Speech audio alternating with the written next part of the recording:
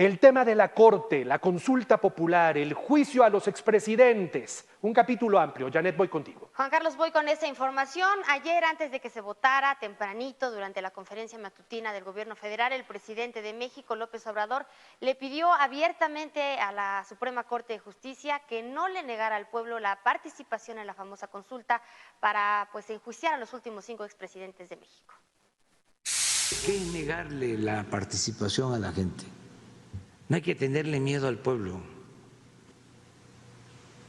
y hay que hacer valer la democracia, el poder del pueblo. Ayer, la Suprema Corte de Justicia de la Nación declaró constitucional la propuesta del presidente López Obrador sobre la consulta popular para llevar a juicio a los últimos 5 expresidentes de México: Ernesto Zedillo, Carlos Salinas, Vicente Fox, Felipe Calderón, Enrique Peña Nieto, pero decidieron modificar la pregunta.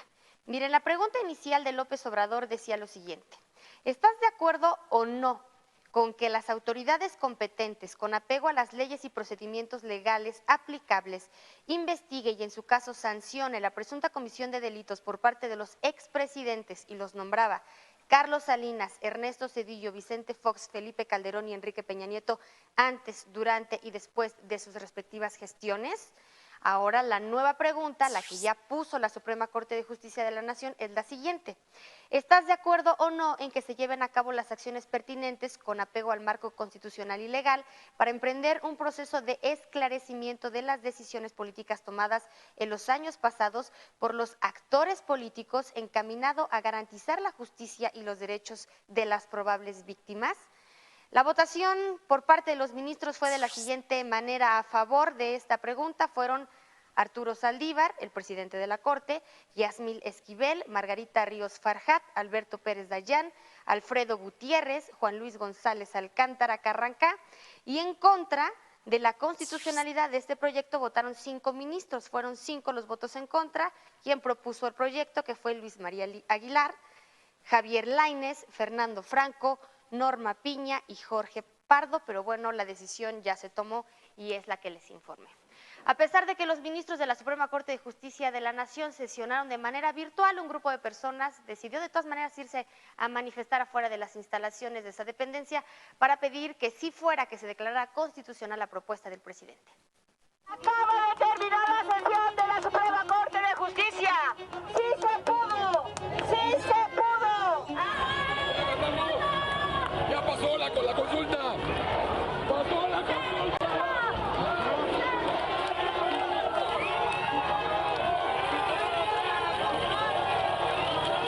¡Se siente chingón! ¡Hoy que estamos logrando esto! Este júbilo se construyó durante casi 6 horas. Desde las 8 de la mañana, un centenar de manifestantes se dieron cita frente a la única puerta de la Suprema Corte de Justicia que les quedó libre para bloquear. Eran seguidores del presidente Andrés Manuel López Obrador y, según su dicho, defensores de las firmas ciudadanas que piden juicio a 5 expresidentes. ¡Pedimos juicio a los expresidentes! ¡No más corrupción! ¡No más abuso de poder! ¡Que se respete la voluntad del pueblo! ¡Que se respeten nuestras firmas! A pesar de que los ministros de la Suprema Corte sesionaron de manera virtual, los manifestantes se presentaron en el edificio para hacer su defensa presencial. Y en su afán, incluso se fueron contra los poquísimos autos que buscaban entrar al edificio de la Corte. La figura más denostada, la del ministro Luis María Aguilar, responsable del proyecto a votación que sugería la inconstitucionalidad de la consulta. Le dedicaron mantas, dibujos y figuras. Que chinguen a su puta madre los ministros y magistrados corruptos, traidores a la patria. Como ya sabemos y lo estamos comentando, la Suprema Corte de Justicia de la Nación determinó constitucional esta consulta sobre los 5 expresidentes, pero cambió la pregunta. Así fue la votación. Pero minutos antes de las 12 del día la protesta se pausó. La sesión había comenzado y un grupo de manifestantes rodearon una bocina para conocer de primera mano el debate. El ministro Arturo Saldívar, presidente de la Corte, lo abrió. Calificó la sesión como una oportunidad histórica para darle un sentido democrático a la figura de la consulta popular. Y ese fue uno de los ejes del debate con sus extremos. De un lado, la defensa de la consulta como derecho humano, y del otro, la pretensión de consultar si el Estado debe cumplir con su deber, que es impartir justicia. Las consultas, las movilizaciones sociales son expresiones de una sociedad que busca sentirse parte de la toma de decisiones políticas. Me parece que la Suprema Corte no puede mantenerse ajena a esa realidad. El problema sigue siendo exactamente el mismo. La justicia no se consulta si no hay efectos vinculatorios sobre los principios del artículo 40 y que la ciudadanía se exprese si en lugar de ser república preferiría ser una monarquía.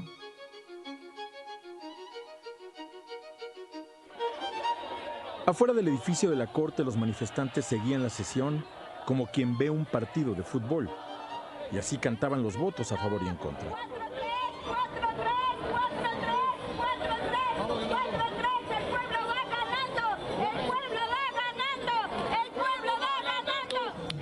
Luego de casi 3 horas de debate y con la posición de los 11 ministros desahogadas, vino la votación final.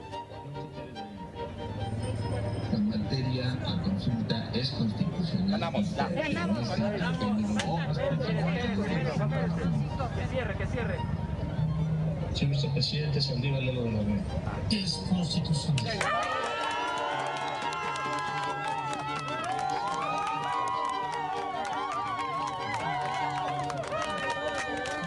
Y llegó el júbilo. 6 votos a favor de la consulta, 5 en contra. La victoria de estos 100 que se manifestaron. De los miles o millones que dieron su firma para enjuiciar a los expresidentes. Y la victoria del promotor de la consulta, que no estuvo en cuerpo, pero que fue evocado durante la protesta una y otra vez. Gracias, Andrés Manuel López Obrador. Le pido a la vida que nunca te pase nada y que sigas ayudando a la gente. ¿Qué sigue ahora? La Suprema Corte de Justicia de la Nación tiene un plazo de 24 horas para hacerle llegar el resultado al Senado de la República. Hasta ayer por la noche todavía no lo hacía. El Senado, una vez que reciba este documento, va a mandar la resolución a la Comisión de Gobernación del Senado para que se analice y después se vote en el Pleno. En cuanto se apruebe en el Senado, va a ser mandada a la Cámara de Diputados, donde va a correr el mismo trámite. Si los diputados lo aprueban, se va a emitir un decreto en el Diario Oficial de la Federación y se le va a informar al Instituto Nacional Electoral que debe organizar la consulta para el próximo domingo 1 de agosto del próximo año. El presidente del INE, Lorenzo Córdoba, calculó que esta consulta va a costar, que no es necesaria, la verdad, pero va a costar 8,000 millones de pesos, dinero adicional al que de por sí se va a gastar en las elecciones del próximo año. Y eso que no hay dinero, estamos austeros, Juan Carlos, pero para unas cosas sí hay. Ahora, hay un tema importante aquí, Janet, y creo que será un asunto muy, muy interesante. Ya finalmente, pues la Corte ya hizo algo que creo yo no debió haber hecho. Creo que un acto de justicia no debe quedar sujeto a una consulta popular. La justicia es justicia y tiene que actuarse de manera cabal con quien sea. No era necesario el tema de la consulta, pero bueno, ya la Corte le dio entrada al asunto. No va a ser la consulta, y era algo que quería López Obrador, pegada a las elecciones de junio, las elecciones constitucionales de junio del año entrante, en las que vamos a votar por presidentes municipales, por diputados locales y por diputados federales. La consulta será prácticamente 2 meses después de la elección. Es decir, la consulta y la elección no van a estar pegadas, no van a ser el mismo día. Y López Obrador, algo que buscaba, es que la consulta fuera el día de la elección y fuera una boleta más, donde te entregas para votar por diputado federal, por diputado local, por presidente municipal y por el juicio a los expresidentes. Si López Obrador, que buscó en su momento, usted recordará, figurar en esta próxima elección en la boleta sobre el tema de la revocación de mandato, la continuidad en el poder, y no lo consigue, es cuando mete el tema de los expresidentes. pero no va a ser finalmente ese día y creo que ese es un punto importante. Y entonces el otro punto importante es, veremos qué tan sensibles somos los mexicanos al tema de una consulta. Viniendo 2 meses previos de un proceso electoral, se volcarán los mexicanos en agosto, 2 meses después, otra vez a ir a las urnas para votar en esta consulta.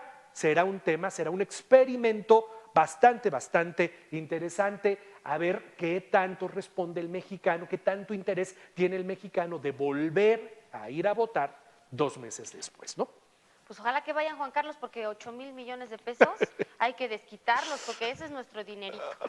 Y mira, poco después de que se conoció esta resolución de parte de la Suprema Corte de Justicia de la Nación, el vocero de la Presidencia, Jesús Ramírez, decidió tuitear lo siguiente: la decisión de la Suprema Corte de Justicia de la Nación sobre la constitucionalidad de la consulta para llevar a juicio a los expresidentes es un paso trascendental para la construcción de una democracia verdadera. Hoy el pueblo de México gana una lucha de décadas por la que millones lo han entregado todo, escribió.